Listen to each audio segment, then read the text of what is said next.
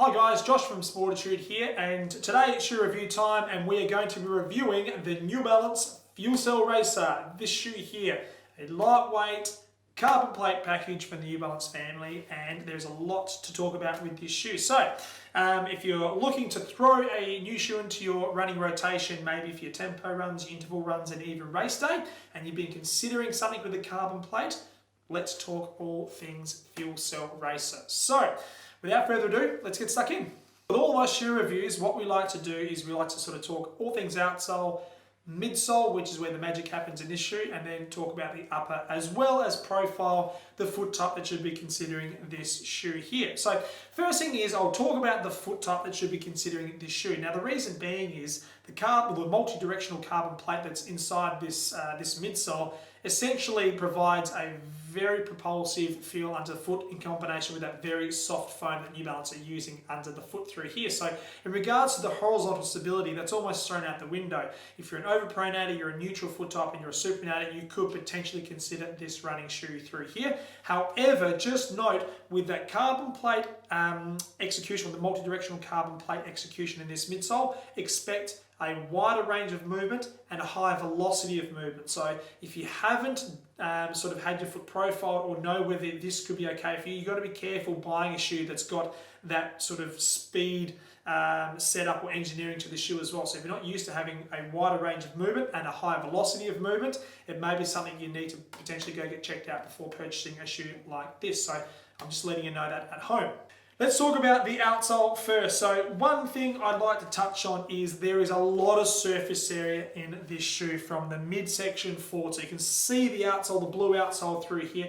A nice hard wearing outsole, and it needs to be hard wearing because the foam in this shoe is very soft. So it's got to protect that foam from that wear. So if it wasn't if it was like a blown rubber, for example, it would wear through quite quickly and you wouldn't get that stable feel on purchase with the ground. So New Balance have executed a really supportive / protective outsole through that forefoot, which is great through there. There's obviously a little bit of rubber on the back of the heel through here as well, just to give that heel strike component or area of the shoe just a little bit more protection as well.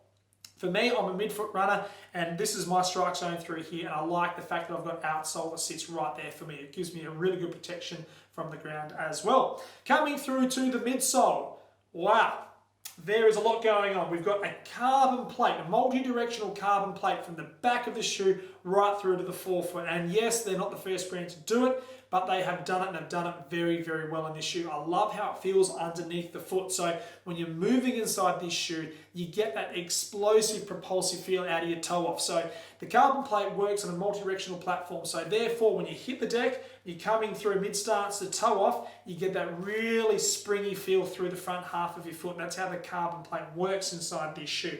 In conjunction, it's built in, or it's encapsulated in a very, very soft foam through here. So the actual foam that New Balance has used, I wouldn't say it's likened to the Zoom X from the Nike range, but it's certainly not far off that fit and feel. Very soft underneath the foot, which is fantastic. So you get that combination of dampening when you're hitting the ground with a lot more force, running at speed, but also that spring and that propulsion that you want to get out of a race day shoe, which is where the carbon plate comes in and does its magic through the front half of the shoe through there. Let's talk all things upper next, because the upper of this shoe is pretty supportive for this concept. What I mean by that is the heel counter is a little bit deeper than a couple of the other competitors in this space, and a little bit deeper, but also a little bit more supportive. So what I like about this shoe is when I put it on, I tie it up and you go for my run, I know I've got a little bit more protection around the back of the heel, and I think it needs to be there because that forefoot to midfoot runner that's using this shoe, even a heel striker can use this shoe, it's okay. Because you have that higher velocity of movement through mid to toe off, you want the back of your heel to be nice and secure, and it's locked in pretty well with that construction of heel counter through the back half through there, which is a good thing. Coming through to the midsection of the shoe itself, you've got a nice bit of support through the upper execution, so nice lockdown through here. And again, same concept as you go through to the forefoot. If we just touch on again the movement that can potentially occur through this shoe, you need to ensure that the top of your foot is going to sit on the platform, which is the asset of this shoe. If this shoe wasn't supportive up top, you're going to be moving around, you would lose form, and you won't get the benefits of that multi-directional carbon plate. So it sits or you get that real nice lockdown from essentially your heel, midfoot and forefoot, which is a great feature of this shoe. And also really breathable as well. So I've used this shoe, or had a sample for about 6 months now prior to it actually coming to market, which I was very lucky. So thank you to the team at New Balance Australia. And I found those hot days, it was fantastic. I still got a lot of ventilation, a lot of breathability as well. And I could change it up to thin socks and a slightly thicker sock for those longer days as well. And it felt very, very comfortable. So there you have it, guys, the New Balance FuelCell Racer. As I touched on, New Balance's crack at the carbon plate phenomenon that is happening right now.